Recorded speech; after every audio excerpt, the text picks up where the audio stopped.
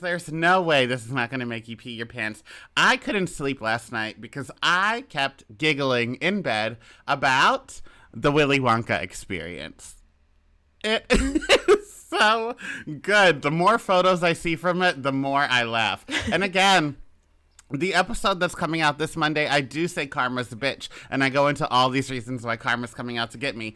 And it will probably come after me for these poor families that spent $40 each to go to this event, but you're fools. I don't know what to tell you. Charlie and the Firefest Chocolate Factory.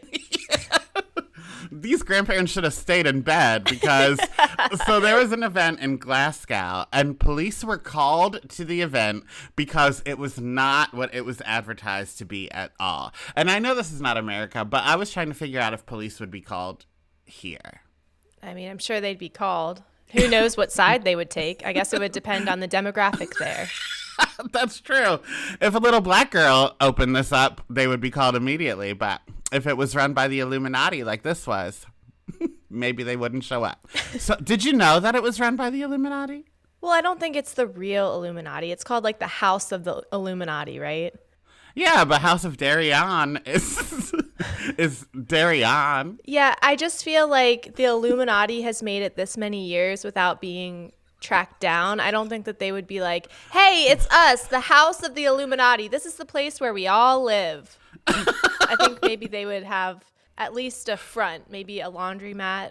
No, but here's the thing, Chelsea. The Illuminati is just like any other religion. So like at a church, there are the people that are really looked up to, like maybe the old woman organist that teaches piano lessons, sure, or the Sunday school teacher who's worked there for 85 years. Uh-huh. But then there's also always like the wonky weird family from the wrong side of the tracks, or the priest that's maybe taking your son in the back to talk to him.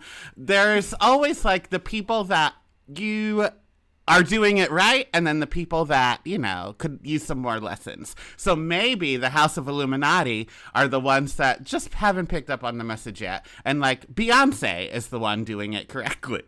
Well, I would argue that organized religion is insidious from the inside out, and there might not be anybody doing it right. But, potato, potato, tomato, tomato. I am glad we're bringing it to a church place this beautiful Friday morning, though, because I'm looking at my reflection in this Zoom screen. I've used a new sunscreen, and the sheen that's coming off the forehead does look like I have just received the sacrament of confirmation, where they rub oil on your forehead. So circles become circles. Why are you wearing suntan lotion in your house? Because I'm probably going to go outside later today. It's part of my skin routine. I understand that, but maybe you can save some and use it when you're going to go outside. No, I put on sunscreen every morning. It's how I start my day. And you are turning, 97 this month. So maybe it's time to put on the sunscreen, you old hag. I put on sunscreen when I leave the house. You don't think that you're getting sun from the windows of your apartment? Absolutely not, which is a problem in itself. Okay. Anyway, this event was advertised with AI posters. And again, I don't want to blame the victims, but one of the AI photos had like all the things that the event would include, including catting, Karchi tons, Exorcerdre lollipops, and a pasadise of sweet teats. Like that, that would make me think twice before signing up. But maybe these people that saw this poster also follow me on Instagram and have just become very accustomed to just flagrant typos without any care or correction. Perhaps you did this, Chelsea. I know. I've been recapping Rachel Goes Rogue, which I'm not going to talk about because it's Vanderpump adjacent. But truly, sometimes I look back on those slides and I'm like, did I sit on my phone? No, in your defense, she puts out an episode every other day if the sun is shining, whatever. And they're long episodes, so you have to do it so fast, get so much content out, so you don't have time to check for spelling. Thank you, Donnie. Yeah, I'm going to end this season with carpal tunnel in these thumbs. My God. There's not going to be an end of a stupid season, you stupid slut. Isn't that what Jessica Lange says? Not that, but this season is never going to end, Chelsea. Yeah, probably. Anyway, back to Willy Wonka. Sure. That was the poster itself that had all the spelling errors. The copy on the website was spelled correctly, and it promised a journey filled with wondrous creations and enchanting surprises at every turn.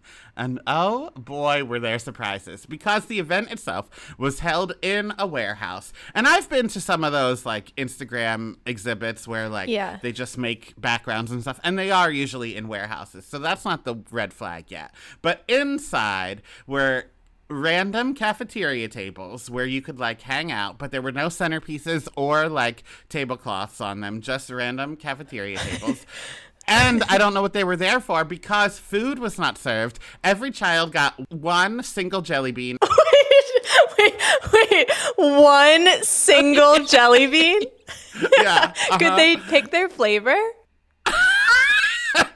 The parents who complained did not specify if the child could pick a flavor. Oh, no.